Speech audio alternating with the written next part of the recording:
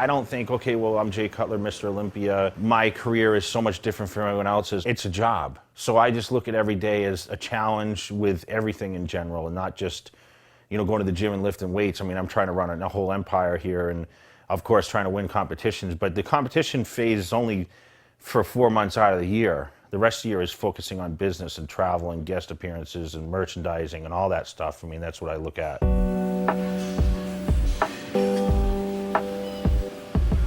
I was beat up on a lot. I was taught to be really tough. What I learned quickly, though, is I really didn't like the sports themselves, because it was kind of like a group thing. And I always wanted to be kind of the individual. Mr. Jay Cutler.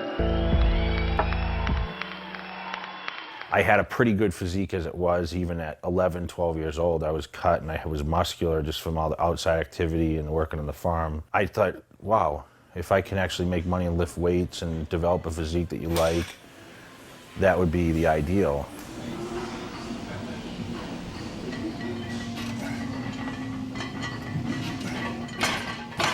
I had a plan for 2 years that I was going to join the gym my 18th birthday and begin my quest straight away as a bodybuilder. Like, I wanted to be a competitive bodybuilder. I kind of just spent the next month or two lifting weights, but watching people, because I really didn't have any guidance on how to really train. I had very great success. I gained 50 pounds in the first 6 months of training. So I was doing something right. It's really cute, huh? It's really cute. And I remember telling her on our first date that I was gonna be a bodybuilder. What'd you think when I said that? No, I thought, okay. She was eating a chicken sandwich. She said, yeah. She said, okay. She was like 90 pounds, you know, and I was 175. So when I joined the gym, I actually said to her, you know, if you want to see me, you're gonna have to join the gym, you know.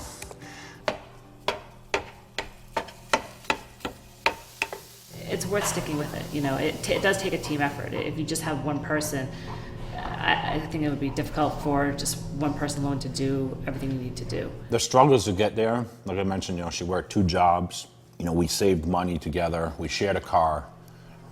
You know, we shared a small place when we were very young. I mean, we moved out when we were 18, 19 years old. We were on our own. I worked for $5 an hour. I worked 40-hour weeks. My paycheck was $150 a week. Oh, sure, we worked for everything we've gotten, and we're very grateful for everything we've earned. Hi, Annie. How are you looking? You know, she's like bodybuilding's first lady to Mr. Olympia, you know.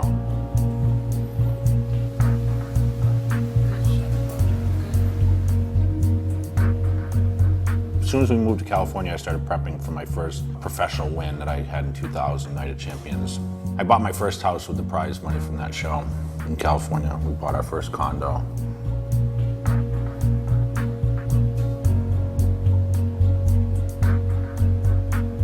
You know, the success came, you know, once I turned professional, I was able to land an endorsement deal with Weider.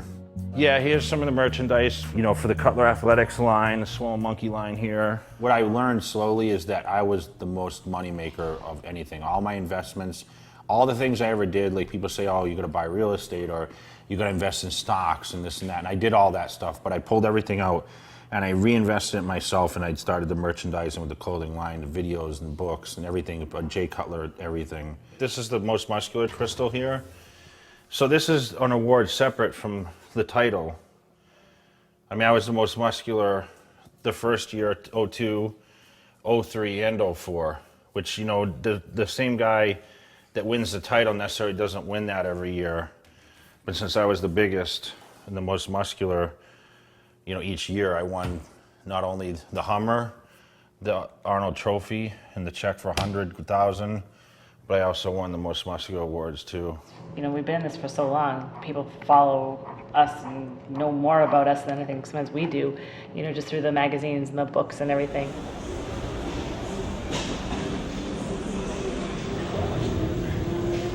What motivates you, you know? For me, it's like challenges that people don't think are attainable. People said I'd never be a professional bodybuilder, and then I'd never win the Olympia, and then I'd never win a second time or a third time. Hey.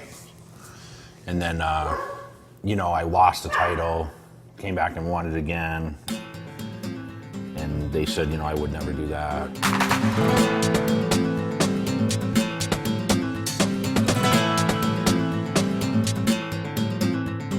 I think you look more at history when you're retired and you're sitting back and you say, wow, what did I do? Because when you're inside living it, you don't think about it as much. You can't stop to take the time to marvel over, wow, what achievements I have. But I went into every show with the mindset that I was gonna win. I never doubted that I was ever gonna lose. You know, I just had to get through probably the greatest bodybuilder of all time. This was the show for 03, 04, 05, and 06 was the Jay Cutler, Ronnie Coleman battle. It's all, I mean, look at how they word it. You know, Cutler versus Coleman. I mean, it was a 1-2 show every year. I couldn't believe it, I guess, because, you know, you dream about that moment for so long. But it was reality. I mean, it was finally done, and now I was looking to capitalize on being Mr. Olympia, traveling the world as the world title holder. I won the title, but some people didn't think I deserved it, and some people said, well, to be a, you know, dominant Mr. Olympia, you got to improve this or that.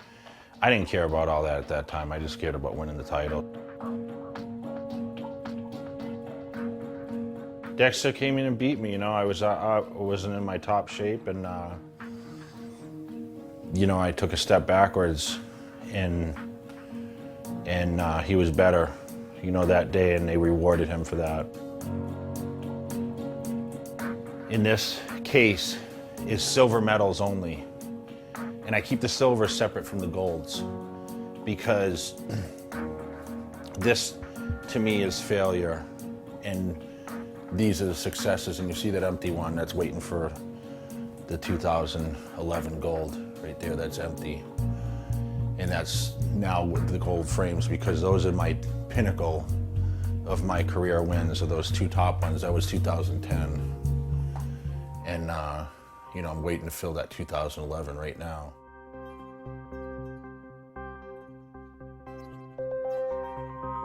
I think everyone wants to see the battle from the year prior.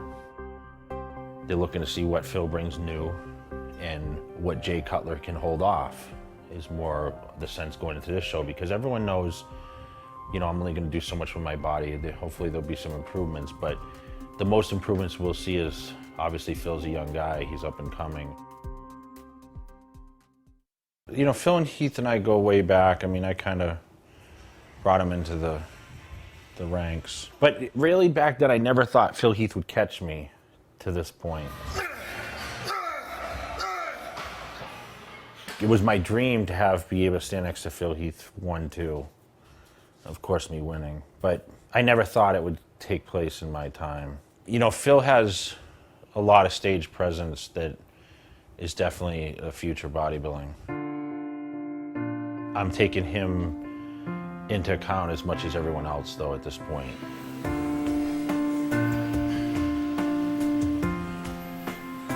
Everyone keeps asking me if I'm going to go for 6 after 5. And I say I have to get to 5 before I get to 6. So right now we have 7 weeks to the big showdown that everyone's looking forward to.